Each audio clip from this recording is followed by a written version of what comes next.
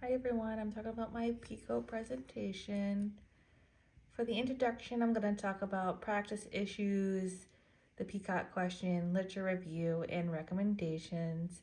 Patients should feel comfortable when it comes to telling the provider that something is wrong with them. Postpartum depression is usually brushed off because providers think that the mother is just tired of or overwhelmed.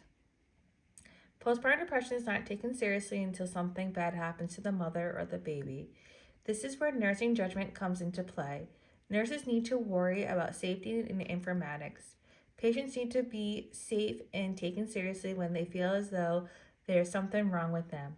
We have taken a vow as providers to do no harm to the patients. Ignoring the patients, this can do harm to them and those around them. Spirit of inquiry comes into place because it breaks down the evidence-based practice and quality improvement. With that being said, I would compose a questionnaire to give a patient before discharge in a few weeks postpartum to see how they're feeling. This will help with me in my research to see how I can improve the quality of life for those new moms. The healthcare providers can come together as a whole and see what is best treatment option for the patient going through postpartum depression. Then once the providers have produced a plan, they can work with the patient on the plan. As a healthcare providers, we can do the best for our patients. Some background on postpartum depression is early detection of postpartum depression, postpartum blues versus postpartum depression, care for patients who have postpartum depression. Postpartum depression is defined as a mental health problem characterized by a prolonged period of emotional disturbances occurring at a time of a major life change and increased responsibilities in the care of a newborn. Postpartum depression can have significant consequences for both the mother and the family. When comes postpartum depression, 1 in 7 women suffering from postpartum depression. There is up to 50% of individuals with postpartum depression are never detected. Suicidal accounts for about 20% of postpartum deaths and the second most common case of mortality in postpartum women. Postpartum blues, also called baby blues, is considered an adjustment disorder of the postpartum mood disorders. It is least life-altering. It is frequently occurs in the first-time mothers about 2 to 3 days after delivering and typically lasts less than 2 to 2 weeks. The detection of postpartum depression can be challenging. Depressive symptoms such as fatigue, weight change, sleeping disturbances, and inability to focus are often misinterpreted as part of the normal adjustment to parenthood, since these symptoms are common when one is caring for a newborn. Next, I'm going to talk about practice issues, area of interest, practice issues related to a nurse practitioner. Depression can have major repercussions for both the mother and the fetus. It occurs during pregnancy. Some of these consequences linked to prenatal depression are slower fetal development, abortion, low birth weight, preterm labor, preterm birth, maternal anemia, and diabetes. Hypertension disorders, including preeclampsia, cesarean sections, and postpartum depressions. Infants born to mothers who are depressed during pregnancy are more irritable, less active, and more likely to experience developmental delays. Prenatal depression also raises the risk for postpartum depression, and the infant's health and growth may be harmed if the mother is depressed for an extended period. According to the American College of Obstetrics and Gynecology, identifying pregnant and postpartum women with depression is critical due to the devastating effects of untreated perinatal depression and other mood disorders on women, infants, and families. Primary care physicians and other providers are encouraged to screen patients for postpartum depression at least one during the peripartum period. Treating women at risk for perinatal depression may avert the long reach of negative consequences on maternal and child health and well-being. If mothers are treated for depression before giving birth, this could help their postpartum depression. Mothers can be treated before giving birth, or if there are any complications throughout the pregnancy, there are also gave them depression.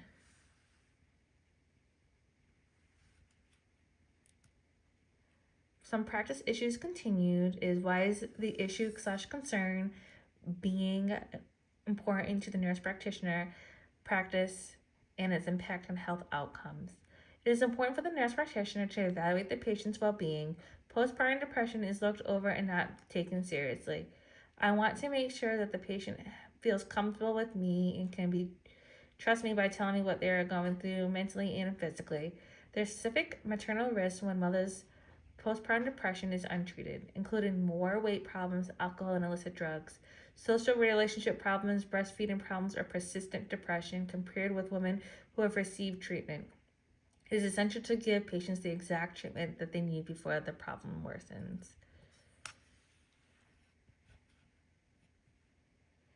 For my PICO question is written in full. Are female patients who have depression prior to birth at increased risks for postpartum depression compared to with female patients without depression during their 20s and 30s? The letter P stands for female patients who are going to give birth. The concern is developing postpartum depression after giving birth. Is there a cause to why women are developing postpartum depression?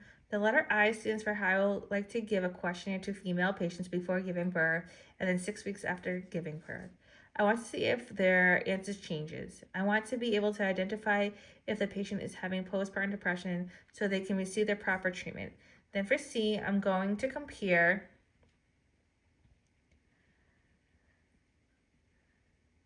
females who have depression prior to birth versus females who do not have depression prior to birth.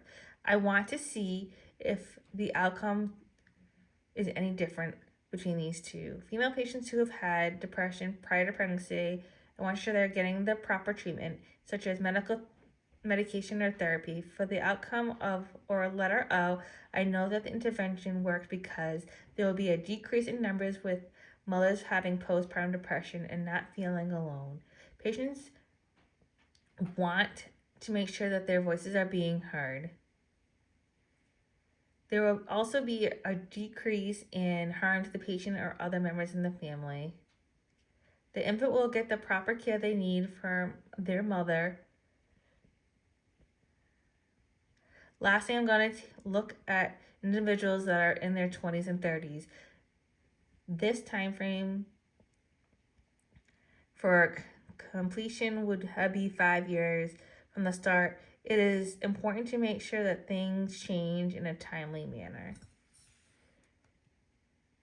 Some literature review that I found. One article that I found that pertained to the PCOP question, because the research is designed to see if mothers who have given birth within 6 months are either on the antidepressants or diagnosed with depression. The method that was used in the study was quantitative research. There are 2 cohorts in the study, Danish Health Visitors Child Health Database and Copenhagen women who delivered between January 1st, 2014 and December 31st, 2016. Women who have excluded from the study were those who had registered mental illness. There was no major difference between EBDS and PPHC. The findings showed that EBDS 13 was at 3.2% and the prevalence of PPT was 0.4%. There is no significant difference between a patient being diagnosed with depression by EBDS or being treated with antidepressants by using PPAT. The study shows that there are multiple ways that the patient can be diagnosed, treated for depression. The only problem with the study is that it excludes patients who have diagnosed with a mental health disorder prior to delivery.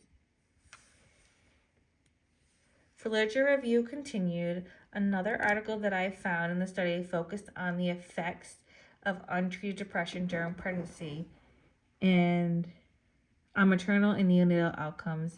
The method that was used was the quantitative research.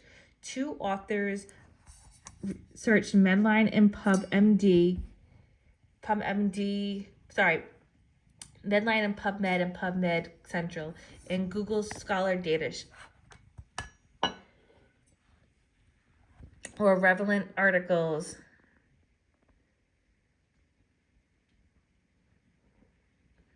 between January 14th, 2014 and April 2021. The criteria that met the design of the research includes results received based on literature research of English language only studies between January 1st, 2014 and April 30th, 2021. Full text papers, studies conducted on humans, women of childbearing age between 14 and 15 years of age, articles that focus on untreated gestational hypertension, depression symptoms were included as a primary independent variable in preterm birth, low birth weight, spontaneous abortion, preeclampsia, postnatal depression were primary independent variables. If it also included studies that used self-reported questionnaires or studies focused on stress and anxiety, the use of antidepressant medications, and articles in other languages were not part of the criteria. After the research was completed, it was found that there needs to be an increase of observation in women with untreated depression during pregnancy. It is essential that women are diagnosed with depression before giving birth to identify a plan to keep them safe, including the perinatal. Women face a lot of unknowns and stress throughout their postpartum stage.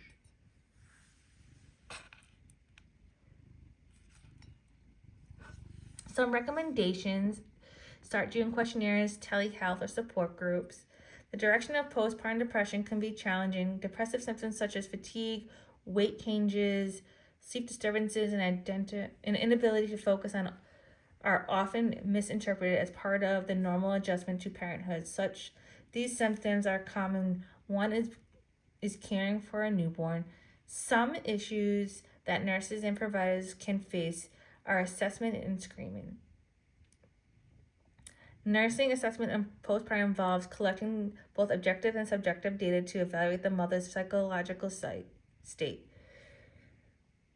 Given the multiple risk factors of postpartum depression, a thorough psychosocial assessment must be performed. Symptoms and clinical manifestations of major depression, along with any family or personal history of depression, should be documented. Socioeconomic barriers such as financial constraints, lack of transportation, with lack of child care should also be noted. All maternal vulnerabilities need to be recognized to ensure timely intervention and referral. A concern when it comes to diagnosing postpartum depression is that the nurses have a basic knowledge of postpartum depression, but they were unaware of postpartum blues as a different disorder and confuse the two. Screening tools for healthcare settings are an important component of recommended depression treatment guidelines and provision of mental health services. The American College of Obstetricians and Gynecologists recommended 7 screening tests that have been validated for during pregnancy and postpartum period, which are the Edinburgh Postnatal Depression Scale, the Postpartum Depression Screening Scale, the Patient Health Questionnaire, the Beck Depression Inventory, the Beck Depression Inventory 2, the Center of Epidemiologic Studies Depression Scale, and the Zung Self-Rating Depression Scale. Screening recommended from birth to 1 year. In the last few birthing centers that I have worked, there have not been any questionnaires done to detect postpartum depression. Questionnaires should be given at the time when the new moms are filling out all the paperwork for their new bundle of joy. The only problem with doing a questionnaire is that moms may not do the questionnaire, not get the questionnaire by email or mail, but they may not have enough time to get it while they're home because they're too busy caring for their infant.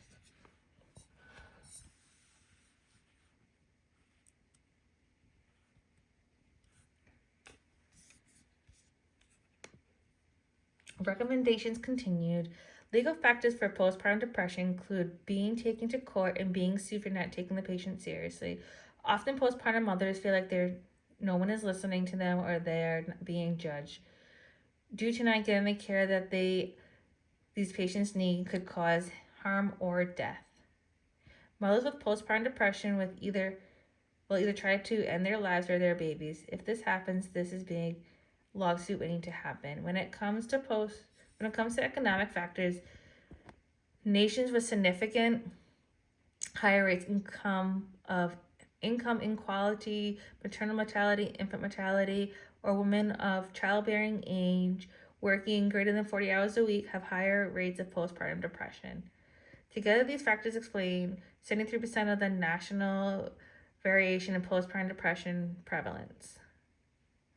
Political factors for postpartum depression include not having enough evidence to support the need for assessing for postpartum depression. Also, some states or facilities may not believe in evaluating for postpartum depression unless someone is showing signs and symptoms for it. Some communities' perspectives of postpartum depression includes the lack of social support can cause postpartum depression. Domestic violence is a form of spousal, sexual, and physical and verbal abuse can cause a causative factor in the development of the disease. Smoking during pregnancies are risk factors for developing postpartum depression. Another community perspective is someone's lifestyle. This includes eating habits, sleep cycles, physical activities, and exercise may affect postpartum depression. Vitamin B6 known to be involved in postpartum depression via conversion to tryptophans and later serotonin, which in turn affects mood. The sleep cycle is among the factors influencing the risk factors of depression. It is evident that decreased sleep is associated with postpartum depression. Physical activity and exercise decrease depressive symptoms. Exercises decreases low self-esteem caused by depression. Exercise increase endogenous endorphins and opioids, which brings positive effects on the mental health. This also improves the self-confidence and increases problem-solving capacity and helps in focusing on their surrounding environment. Lastly, when it comes to engaging stakeholders, organizations can provide essential insights regarding the capacity and potential of organizing and supporting program implementations, barriers, facilitators of developing the program and routine service delivery and strategies and actions of proposed programs to ensure the interventions is so scalable and sustainable in the real world practice. Recommendations continued. Nurses need to help new moms, even if this includes referrals and support. Nurses can help women who screen positive for postpartum depression by securing appointments with primary care physicians or clinic, by initiating referrals to hospital care coordinators and public health nurses. Further referrals to psychiatric services for psychotherapy or close monitoring of psychotropic medications may also be needed. Nurses can also follow up by phone with depressed mothers to ensure successful engagement, appropriate treatment, and follow-up through. Adolescent factors support change because healthcare providers adolescents might respond better to text messages. Advanced nurse practitioners with psychiatric mental health training can provide treatment in collaboration with mental health providers. These factors support change because healthcare providers are coming together as a team to collaborate on a plan with the patient to help the patient overcome postpartum depression. The earlier postpartum is detected, the better outcome the new mom will have. Being a first-time mom can be pretty scary, especially coming home from the hospital where they have received so much support from the nurses and doctors. In conclusion, postpartum depression needs to be taken seriously. Nurse practitioners can help diagnose a new mom with postpartum depression. This is where evidence-based practice comes into play in handy because new moms can be sent out questionnaires a few weeks after being discharged from the hospital. This helps providers produce a plan with a team and patients to see what option is the best for them to be treated for postpartum depression. Where I work now, we do not screen patients for postpartum depression. I think patients should be screened before leaving the hospital and then a few weeks after. Things can change once coming home from the hospital because a new mom has all the support from the hospital staff. Given multiple factors of postpartum depression, a thorough biopsychosocial assessment must be performed. Symptoms and clinical manifestations of major depression, along with any family or personal history of depression, should be documented. Socioeconomic barriers such as financial constraints, lack of transportation, lack of childcare could also be noted. The only problem with doing a questionnaire is that new moms may not get the questionnaire by email or mail, but they may not have enough time to do it when they get home from the hospital because they'll be too busy caring for their new infant or their newborn. Nurses can help women who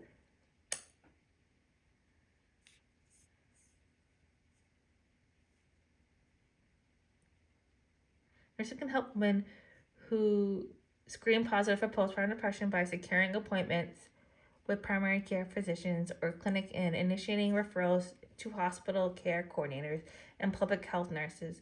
Further referral for psychiatric services for psychotherapy or close monitoring for psychotropic medications.